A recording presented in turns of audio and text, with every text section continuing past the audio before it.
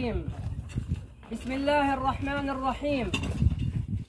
الحمد لله رب العالمين، والصلاة والسلام على نبينا محمد المبعوث رحمة للعالمين. أيها الأخوة الكرام، ليس لنا في مثل هذا الموقف الجلل العظيم، ليس لنا في مثل هذه الظروف القاسية أيها الأخوة الكرام، ليس لنا في مثل هذا المقام الجلل الذي بكى منه رسول الله، ليس لنا في مثل هذه الأيام الحر التي يموت فيها المريض والصحيح والسقيم والذكر والأنثى والكبير والصغير. ليس لنا إلا أن أذكر نفسي وأذكركم بالرجوع إلى الله جل الله في علاه. أيها الأخوة الكرام، نحن على محطة أخيرة من محطات الدنيا. في هذا الموقف الجلل تطوى صحيفة الإنسان وتعلق في عنقه وتوضع معه في قبره، ويوم القيامة يقال لهذا الإنسان: اقرأ كتابك، كفى بنفسك اليوم عليك حسيبا. أيها الشباب، هذا القبر يناديك. اليوم أنت على ظهره وغدا أنت في بطنه.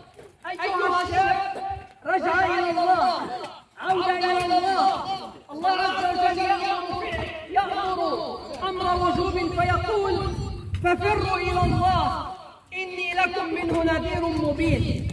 الفرار إلى الله عز وجل هو المنجي من هذا الموقف الجلل، أن ينزل الإنسان منا إلى حفرة ضيقة دود وتراب، لا جليس ولا أنيس ولا ونيس إلا عملك أيها الأخ الكريم.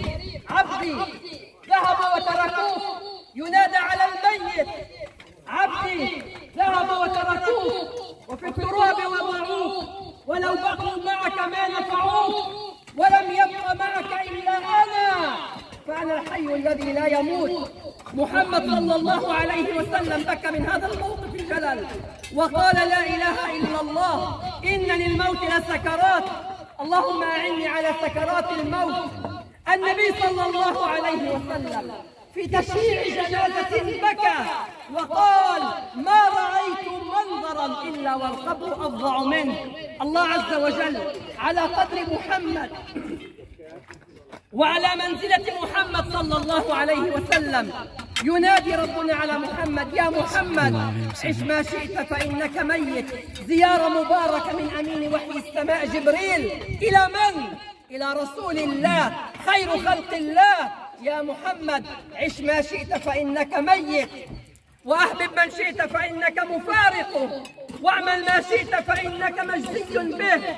وأكد ربنا هذا المصير لمحمد صلى الله عليه وسلم: يا محمد، وما جعلنا لبشر من قبلك الخلد أفإن مت فهم الخالدون، كل نفس ذائقة الموت. أيها الشباب، وحدوا الله. انتظرنا رمضان، صلوا على النبي يا اخواننا الكرام. انتظرنا رمضان وجاء رمضان وصمنا رمضان، وانتظرنا ليلة القدر وكانت ليلة القدر، وكان عيد الفطر، وانتظرنا أيام الحج وجاءت أيام الحج، وانتهى الحج أيها الإخوة الكرام. وهي دلالة واضحة وصريحة أن الأيام دول وأن الأيام سريعة. يقول النبي صلى الله عليه وسلم: بعثت أنا والساعة كهاتين. ويقول ربنا: يسألونك متى هو، قل عسى أن يكون قريبا. يا أيها الذين آمنوا، نداء للمؤمنين وليس للعاصين. يا أيها الذين آمنوا توبوا، فعل أمر يفيد الوجوب. توبوا إلى الله توبة نصوحا. الله عز وجل ينادي على المؤمنين: وتوبوا إلى الله جميعا أيها المؤمنون لعلكم تفلحون. أيها الإخوة الكرام، أسأل الله عز وجل الرحمة للعم حسن، وأسأل الله عز وجل الرحمة لضحايا الحرب والقتلى من إخواننا من عائلة خطيب. أسأل الله عز وجل أن يعمنا برحمته وأن يردنا إليه مردا جميلا. ندعو للميت يا أخواننا الكرام، نخلص له بالدعاء. اللهم اغفر له وارحمه، اللهم اغفر له وارحمه، اللهم واكرم نزله، وسع مدخله، ابدله دارا خيرا من داره، واهلا خيرا من اهله. اللهم ان كان محسنا فزد باحسانه، وان كان غير ذلك فتجاوز عنه يا كريم.